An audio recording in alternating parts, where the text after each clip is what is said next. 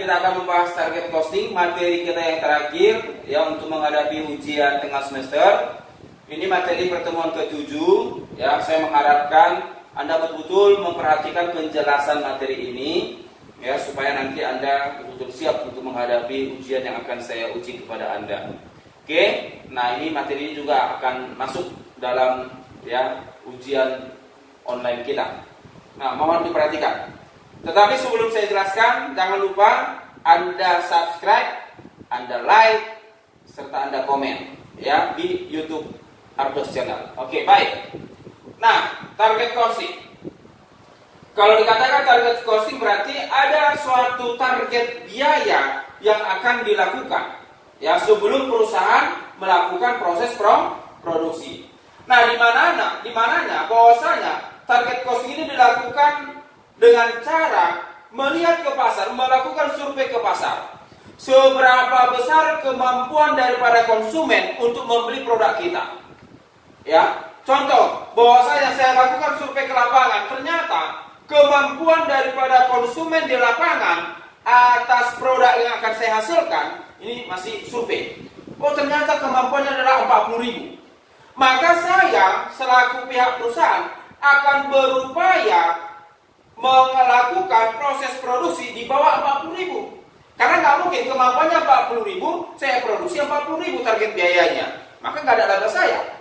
Berarti saya akan membuat target laba di bawah daripada kemampuan di pasar. Kemampuan dari 40 berarti ini harus paling tidak antara 35.000 atau 38.000, tergantung berapa markup, berapa laba yang akan diperoleh oleh perusahaan. Oke, baik. Nah, dikatakan di sini bahwasanya target costing is ya proactive approach to advance management accounting. Target costing start with ya determining what customer are willing to pay for a product or service. Artinya apa? Bahwasanya perusahaan itu harus pertama sekali melakukan survei ke lapangan dengan melihat seberapa besar kemampuan daripada konsumen untuk melakukan pembayaran, willing to pay, ya, melakukan pembayaran seperti yang sudah saya jelaskan tadi di awal. Nah, target costing bukanlah suatu teknik. Target costing ini lebih merupakan suatu filosofi atau pendekatan penerapan harga, ya. Kemudian target costing melakukan pendekatan yang proaktif terhadap akuntansi manajemen lanjutan dan seterusnya. Anda baca kesimpulan ini, nanti Anda baca ini ya. Oke. Nah, kemudian prinsip dasar target costing ada price list costing, kemudian customer focus, kemudian design focus, cross functional team, kemudian life cycle cost reduction, kemudian value chain involvement, ya. Kemudian target costing karena meningkatnya nilai yen. Nah, ini kasusnya ya. Persaingan global Honda menghadapi ini model Civic ya pada tahun 1996 ya. Model seperti ini, Honda mencari cara bagaimana untuk memperbaiki Civic tersebut ya. Nah, di mana mereka akan melakukan upaya perbaikan berdasarkan kritikan-kritikan yang masuk dari konsumen. Nah, di mana langkah-langkah untuk menurunkan biaya, yang pertama mengganti rem cakram dengan rem tromol. Rem cakram ke rem tromol. Itu akan mengakibatkan biaya lebih murah. Kemudian mengganti sistem anti-lock dengan yang lebih sederhana. Kalau sebelumnya anti-locknya titit-titit 3 kali, maka ini diganti titit. Nah, itu akan mengakibatkan biayanya jauh lebih kecil. Bayangkan yang suaranya banyak titit-titit dengan titit. Oke? Kemudian mengintegrasikan dashboard clock ya ke dalam radio display. Kalau sebelumnya itu khusus ada untuk radio apa? Jam di mobil. Ini diganti menjadi di tab. Ya, itu akan mengirit biaya. Dan seterusnya nanti ada engsel. Ini juga engsel bagasi. Kalau sebelumnya dia mungkin kadar besinya 100%, maka ini diubah yang lebih murah. Artinya kadarnya diturunkan. Sekali lagi, perubahan ini dilakukan tanpa membuat daya tarik bagi konsumen. Artinya gini, ketika dilakukan perubahan itu tidak menjadi daya tarik konsumen bahwa udah berkurang kualitasnya, tidak. Ya, maka perusahaan akan mengupayakan perubahan pengiritan biaya itu tidak diketahui oleh konsumen. Makanya sering perusahaan itu memproduksi produk dengan model yang berbeda.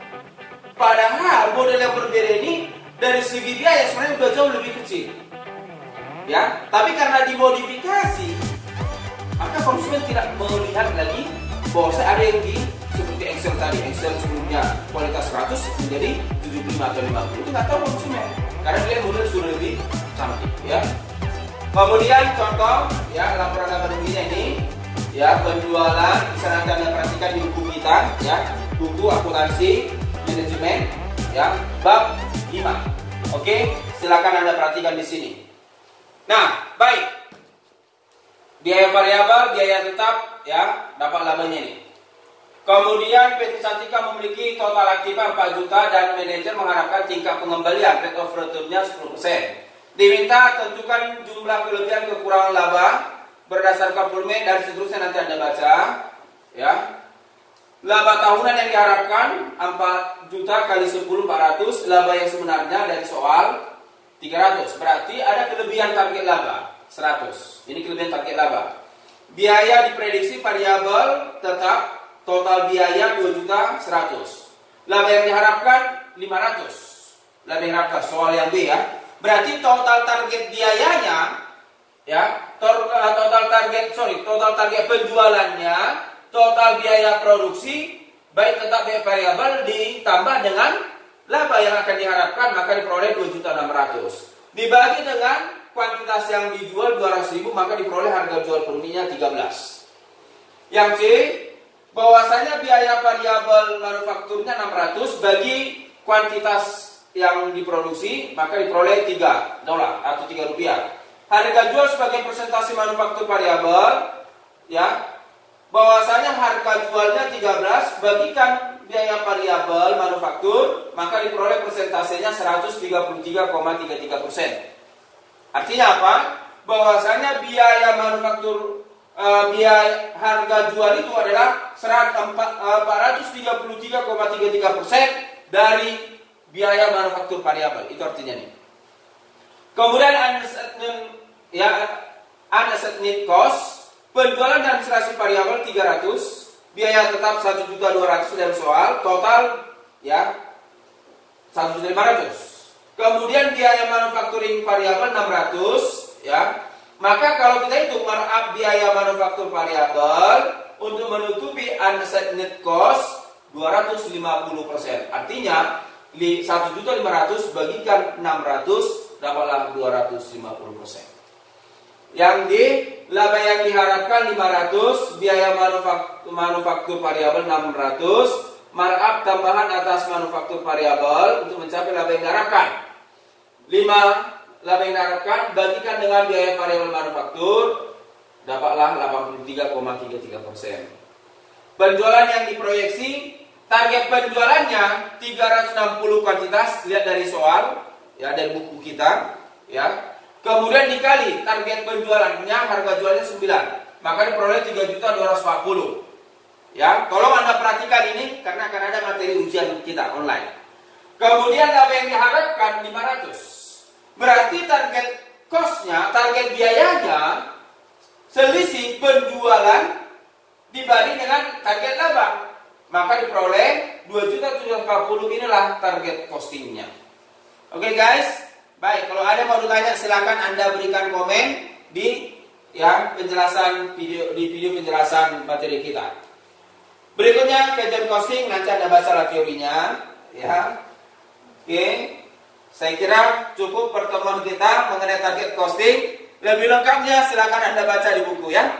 Baik, kalau ada yang tidak Anda mengerti silakan Anda share. Boleh Anda berikan komen di YouTube penjelasan materi kita, atau silakan Anda WA saya atau Anda telepon, maka saya bersedia untuk menjelaskan materi kita.